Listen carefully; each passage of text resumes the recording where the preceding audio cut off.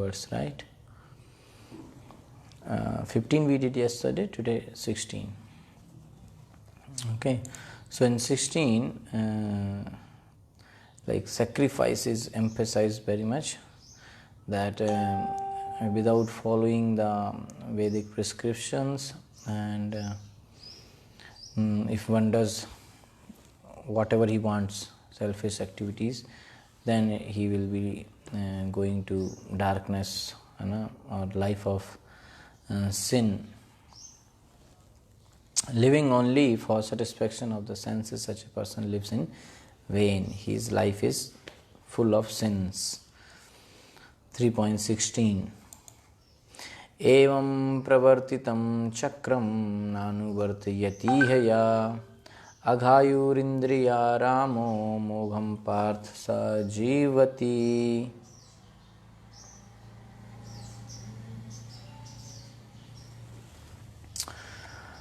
My dear Arjuna, one who does not follow in human life the cycle of sacrifice thus established by the Vedas certainly leads a life full of sin. My dear Arjuna, one who does not follow in human life the cycle of sacrifice. Cycle of sacrifice, yesterday we discussed, right? I showed you the graph. So, cycle of sacrifice, if they don't follow in the form in human life, thus established by the Vedas, certain which are explained or prescribed by Vedas. So what happens? Certainly leads a life full of sin. These people leads a life full of sin, because for them there is no now barrier, right? Because if there is a like when you go on a road, on a highway, or you don't follow traffic rule, you just, for you traffic rules are just useless, then what will happen? You will create problem and you will be put into the jail, right? That is the life of sin. Okay, so in the eye of government you have done a lot of mistakes, so they will put you into jail. So same way these Vedic prescriptions, rules, sacrifice, these all are there to regulate the life. Okay, the traffic signal is there to regulate the traffic so that everybody can go properly. So like that, these rules are there, Vedic rules are there for what purpose? To regulate the life. So if a person is not following that, means he will do sin, because now he has no fear.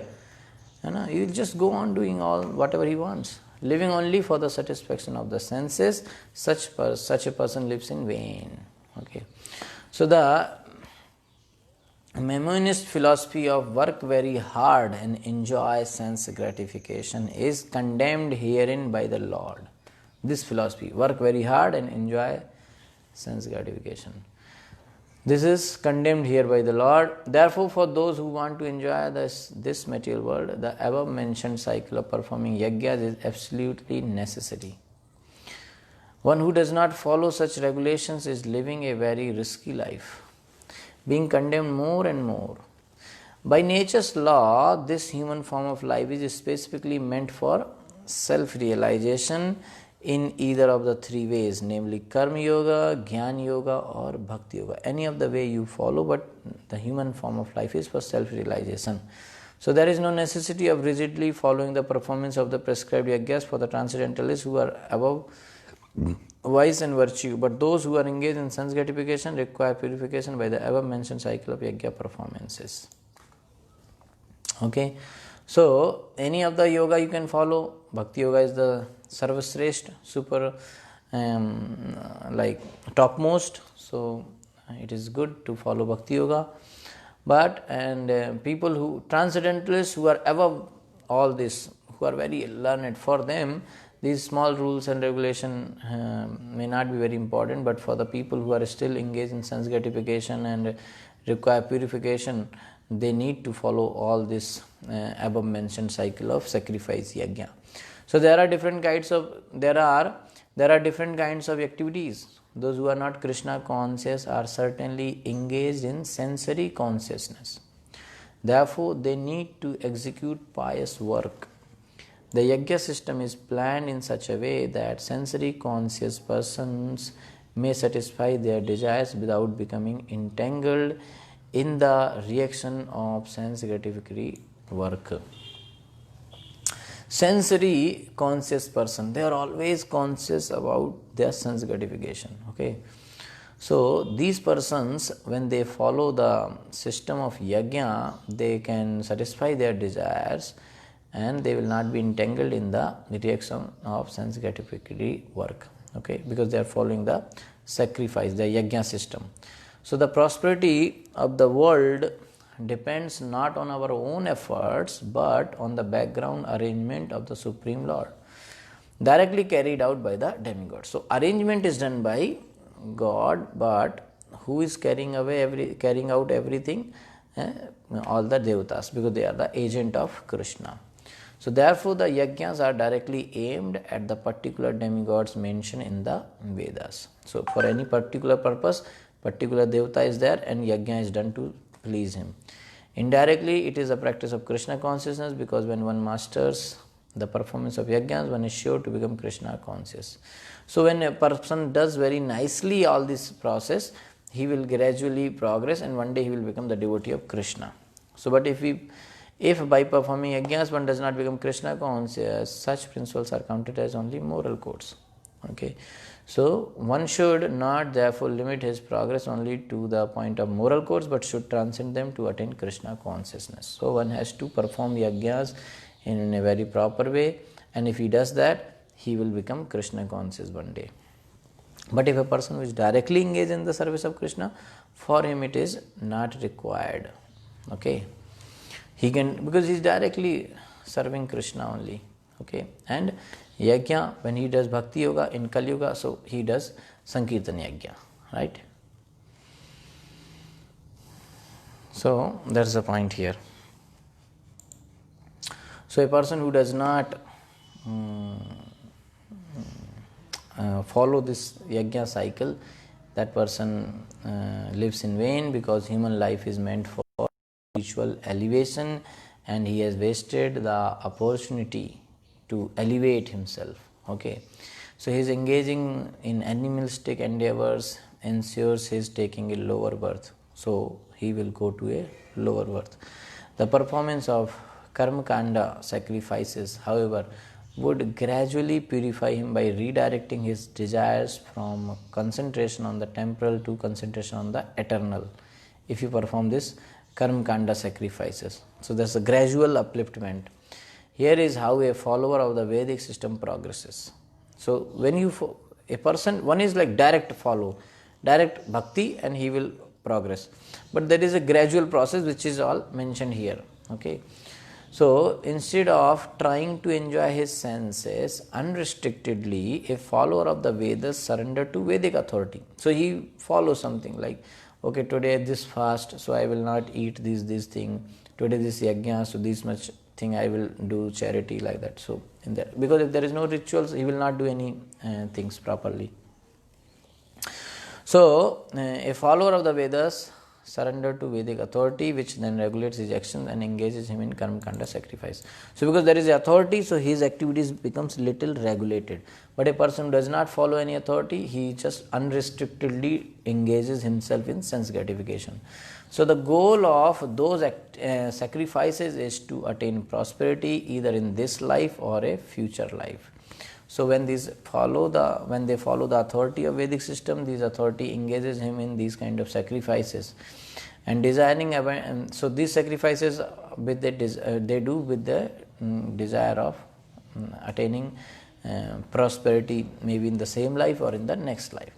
So desiring abundance, he may perform a sacrifice to give birth to a son, to reap a beautiful harvest, to overcome a disease. For many other purposes they can do. So those are considered low level sacrifices because their fruits are limited to this life. Okay, they are very low level sacrifice because their result is like, okay, I will get a son, or this work is done, like that. Gradually, however, by associating with Brahman priest, he hears about sacrifices that will award him birth on the higher heavenly planets. So first level is that he did sacrifices to attain some low level benefits of the same life. then by doing this, he hears more about something more high level sacrifices, where he can get some higher level thing like heavenly kingdom or next birth in the heavenly planets or like that. So simultaneously, as he lives in this world, he inevitably experiences a varieties of miseries. Family members dies and many diseases comes. Somebody may take his money or many difficulties, because that is the nature of this material world. So he is pushed to seriously contemplate Swargaloka. So now this person, because he did lot of sacrifices and he tries to get some benefit in this same life, but this life is full of miseries, so many problems. So he thought, okay, this is too much problem here, so let us go to Swargaloka. So for that he will do some sacrifice. So why be satisfied with wealth, a son or a health in this life? I can go to Swargaloka and drink Somaras, and I can dance with beautiful women of Swargaloka and wander blissfully through that Swarga garden. In Swarga there is very nice garden called Nandan Kanan. So why live for 100 years where I can live for thousands? So here in our human life only 100 years, but there I can live thousands of years. So that kind of desire he will develop. So karma kanda sacrifices meant to attain either short term or long term results are born of the mode of passion. Whether the same life like getting a son or getting some property like that, or getting some job, getting desired marriage or whatever. But the higher long term is like getting Swargaloka, next life or like that. But everything is generated or born from the mode of passion. So they are performed for selfish sensual enjoyment. Long term sacrifices, however, are a step further on the path because they are based on the implicit acceptance of the soul's eternality. So when they plan for long term goal like next birth I want to get into Swargaloka or whatever, so at least they are believing one step they come ahead. What? That soul is eternal. I am soul, I am something different than the body. The body will be here and I will go to Swargaloka.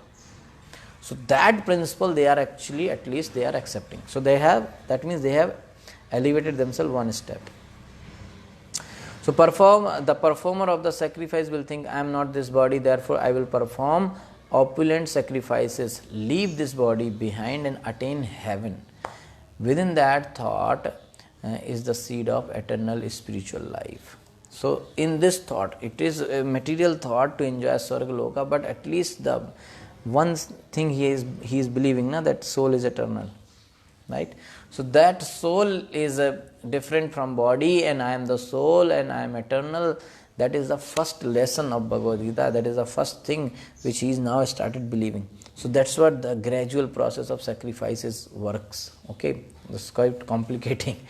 Okay, so then he hears from his priest that there is a distress even in heaven. So when he desires for heaven, and then he further hears what? That even in heaven there are distress. Indra fears attack on his kingdom. The king of heaven, he is also afraid. So thus he realizes that he too will experience fear even in Swargaloka. Despite having fulfilled his material desires, he recognizes that his heart is still devoid of true satisfaction. So he will feel like, if Indra is also afraid and fearful, then when I go to Swarga, what will be my position? Same. So what is the real satisfaction here? So no real satisfaction. So he does not feel very nice. So gradually the truth of material reality dawns on him. Birth and death are everywhere. He starts understanding, and the material world is temporary, frustrating and miserable, even if it is Swarga also. So then he understands this next level. Over time he becomes receptive to the philosophy of transcendence. Having heard from his priest about sacrifices and having experienced their results, he has become more trusting of the priest and the Shastras. Now he understands more about from his guru and Shastra. He started believing. He has also become more detached from material life, because performing sacrifices has allowed him to taste the happiness of sacrifices, the hard-earned result of his work. Because he done a lot of sacrifice, lot of effort, and he enjoyed some result, but he found no satisfaction. So then he become he start becoming little detached, more and more detached from material life, because he start understanding the nature of this material life. So then his goal slowly evolves. Okay, so he no longer thinks of attaining more material happiness, but what he start thinking of leaving the material world. So now, after having heard countless verses glorifying karma kanda, sacrifices and their heavenly results, he is ready to consider the Gyan Kanda section of the Vedas. So now karma kanda is done. He understood that karma kanda is no use. Now he start next thing, what is Gyan Kanda of the Vedas, and to contemplate a non-material spiritual life based on the soul's eternity. So he understands the soul is eternal. So based on this point, he start thinking like, now he don't have much idea, but he has that soul is eternal, and this all material thing is always problem. So I need to get rid of this. Okay, and I need some non-material life, some spiritual life, because soul is eternal. So thus he is no longer a karma kandi, but a karma yogi now. From karma kandi, he become a karma yogi. A karma yogi is someone who has accepted transcendence as his objective. So there are two types of karma yogi now: Brahmavadis, that means impersonalists, and devotees. So each may be on one of two levels: Sakama, that means with material desires, or Niskama, that means free from material desires. So if a Brahmavadi, that means impersonalist, associates with merciful and powerful devotees, he can abandon his attempt to reach the Brahman and aspire for loving service at Krishna's lotus feet. Because Brahmavadi means his aspiration is to go to Brahman. So if he associates with the Bhakti Yogi, devotee of Krishna, then he will leave that aspiration and he will try to serve the Lord or aspire for loving service at Krishna's lotus feet. So both types of karma yogis both types of karma yogi, whether they are Brahmavadi or they are devotees, they will progress gradually from Sakam to Niskam. Means from the first they will have material desire, then they will not have material desire. They will be detached from material desire, free from material desires. So they both will progress from Sakam to Niskam by dutifully performing their prescribed duties. So whatever is their duties, they will do that. As their realization increases, and they also become more detached from matter. In this way, they leave their performance of Sakam Karma Yoga and climb to the next rung of the yoga ladder and become Niskam Karma Yogi. So from Sakam to Niskam, because they understand more that this material world is no use. Okay, so they will become completely detached and they will come to Niskam Karma Yoga platform. Niskam Karma Yoga means performance of performing duties, but in a detached manner. Okay. So Niskam Karma Yogi means performance of dutiful, detached work. Okay. Their work is no longer motivated by fruitive desire, and they perform their work on the platform of Jnana. Their work is no longer motivated by fruitive desire. That's why Niskam. And they perform their work on the platform of Jnana, knowledge. So while progressing in this way, however, the Niskam Karma Yogi, now he is on the Niskam platform, that means detached from the fruit itself. Okay, so detached work he is doing. So while progressing in this way, this Niskam Karma Yogi may understand that my prescribed duties are meant to bring me material rewards. I no longer have material desires. I don't want a son or money or nice house. I have no desire to go Swargaloka body. Because I no longer have material desires, I do not need to perform my prescribed duties. Okay. So like that, he further progresses in this from Sakam to Niskam Karma Yoga platform. Okay. So that's what the yoga ladder I showed you yesterday. I will show you today also. Okay, where is it? Okay, here it is. Okay. So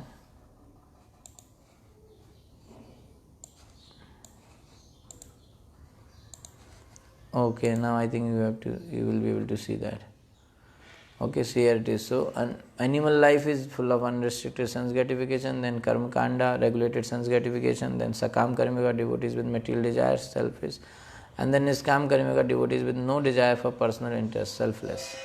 And then they enter into the next level of bhava bhakti and others. Okay, like that. Okay, so that was the point here. Okay, so this purport 3.16 condemns the philosophy of this thing, like work very hard and enjoy sense gratification. So Prabhupada says the cycle of performing yajna is an absolute necessity. Okay, yajna is important for happiness in this world. It helps one in spiritual elevation, and yajna process gradually purifies the person, and then he can come to the platform of bhakti. Okay, and so nature's law for human life. Human life is specifically meant for self-realization in either of the three ways: karma yoga, jnana yoga, or bhakti yoga. Okay, so no necessity to rigidly follow the prescribed yajnas for those transcendentalists who are above vice and virtue. This is the exception given for the transcendentalists who are already advanced. But those engaged in sense gratification require purification by performance of yajna. Okay, so in this way, this cycle of sacrifice, this section is done here, and 16 shloka emphasizes that sacrifice is a must thing. Okay, now Niskam Karma Yoga so one in full knowledge is now next section is 3.17 to 3.34.5, which is Niskam Karma Yoga to set correct example. So one in full knowledge is above material attachment. He does not need prescribed duties for purification. Still he acts setting the example for those who are less knowledgeable. Okay, so that's the point was here, that when he understands that he don't need to do any further prescribed duties, but still he does that to set the right example. Okay, so like Parikshit Maharaj was doing and Bharat Maharaj was doing all these things to set the right example for the public. Okay, so that section from 3.17 onwards we will start tomorrow. Okay, Hare Krishna. Thank you so much. Srila Prabhupada ki jai, Granth Bhagavad Gita ki jai, Ananta Koti Vaishnava Vrind ki jai. Hare Krishna. So if you have any question, you can ask. Okay, so this is a little technical thing going on. So you may, because if you have not read first or second chapter, then it may be difficult to understand, but don't worry, you can always ask questions and get clarified. Okay, Hare Krishna. Because now we are in third chapter, so I cannot always speak basics thing. We have to move forward. But if you are doubtful about basic thing and all those things, then you can ask questions. Hare Krishna.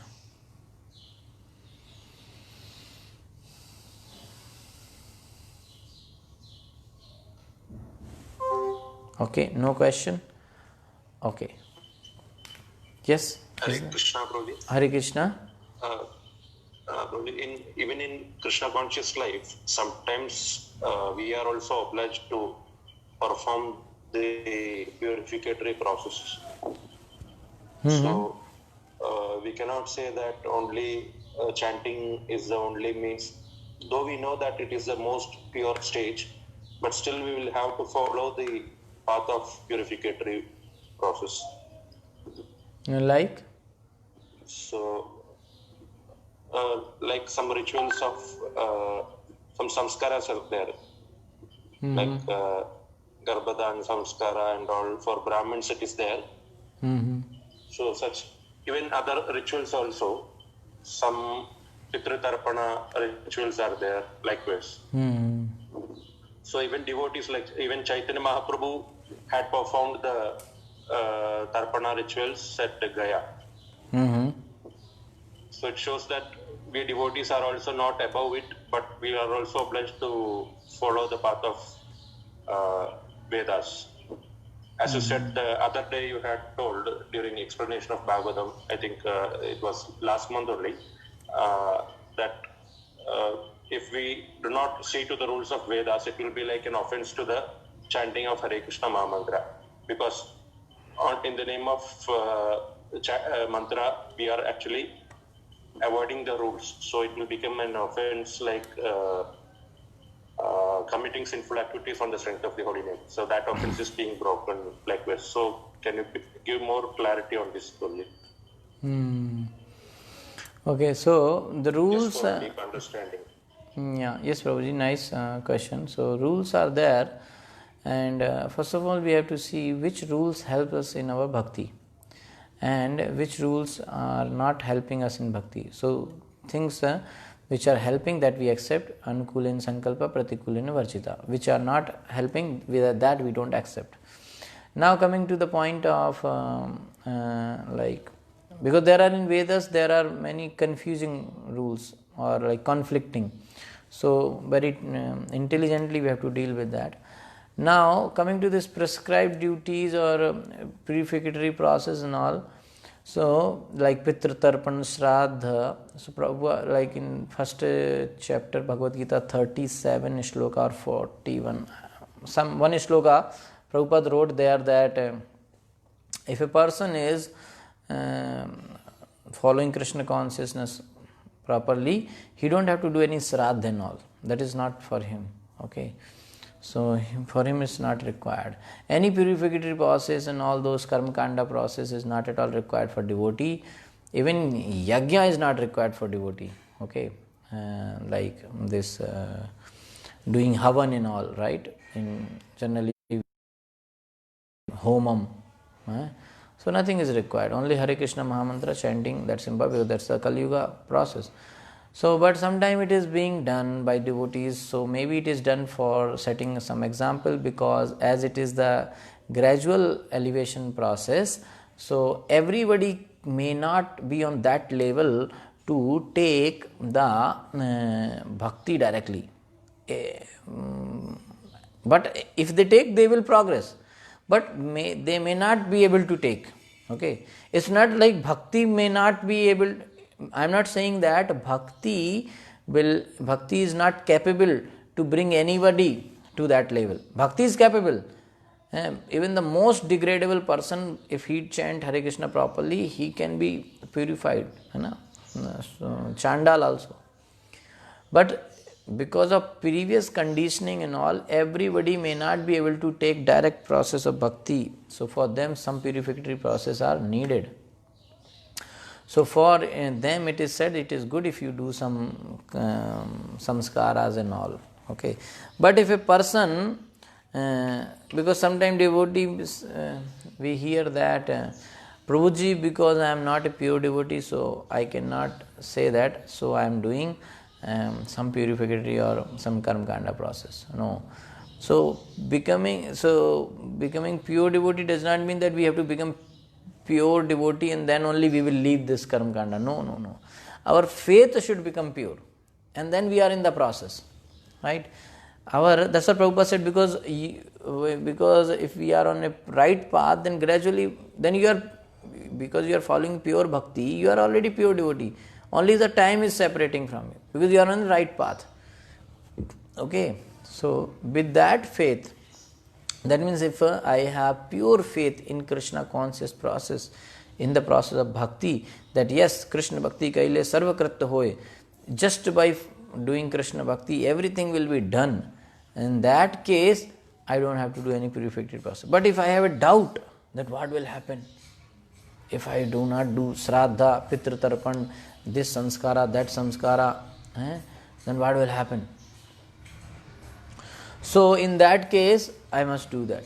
Okay, because my faith in Krishna is not 100%. Na?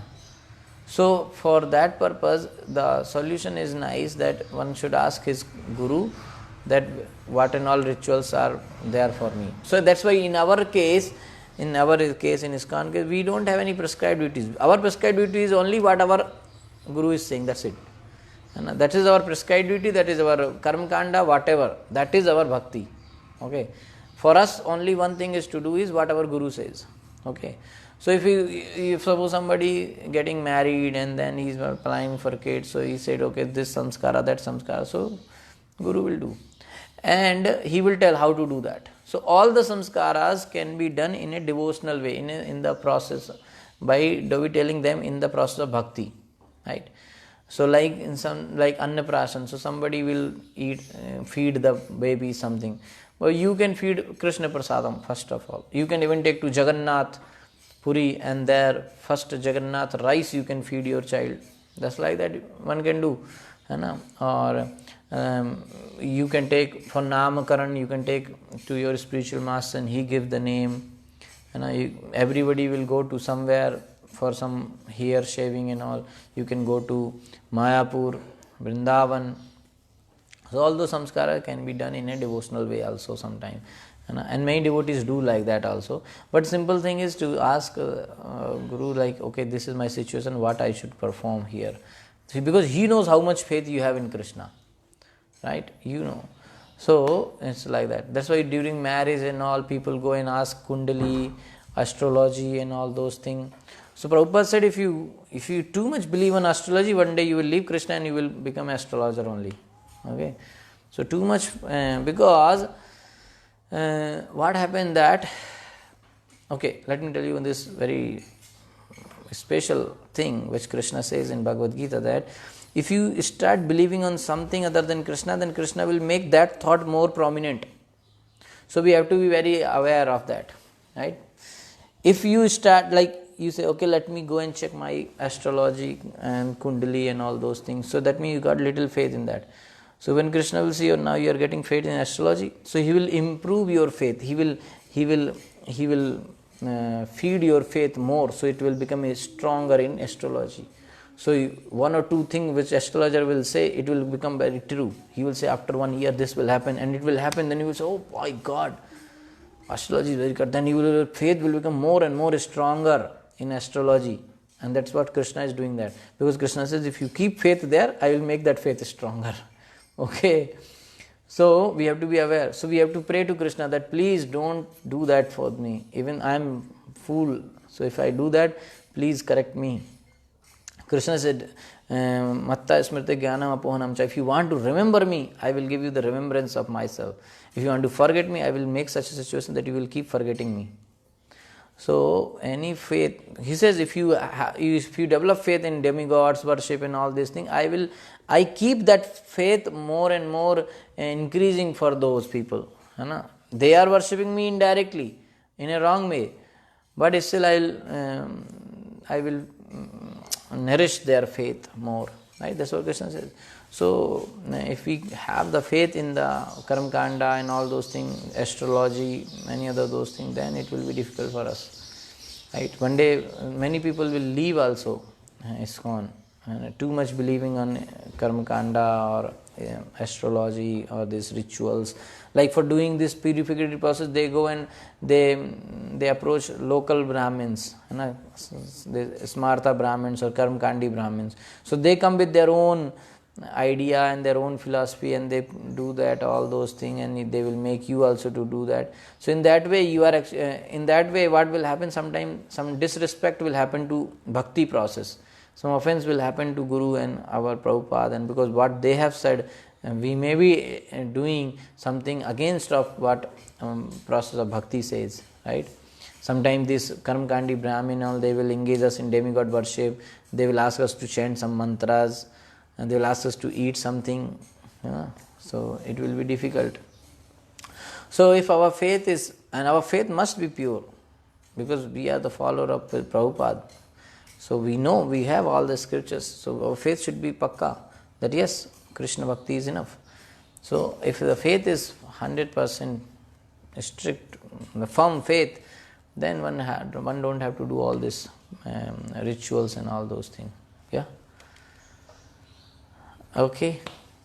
So I hope it answers. Yeah. Hare Krishna. So these are like very complicated things. If you ask many people, they will give different ideas. So I just gave you some general idea. Okay. Hare Krishna.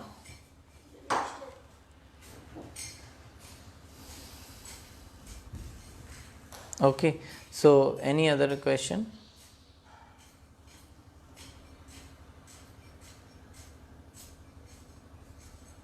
Okay. Okay, then we can disconnect here. Hare Krishna. Thank you so much. Thank you for the question. Hare Krishna. Srila Prabhupada ki jai.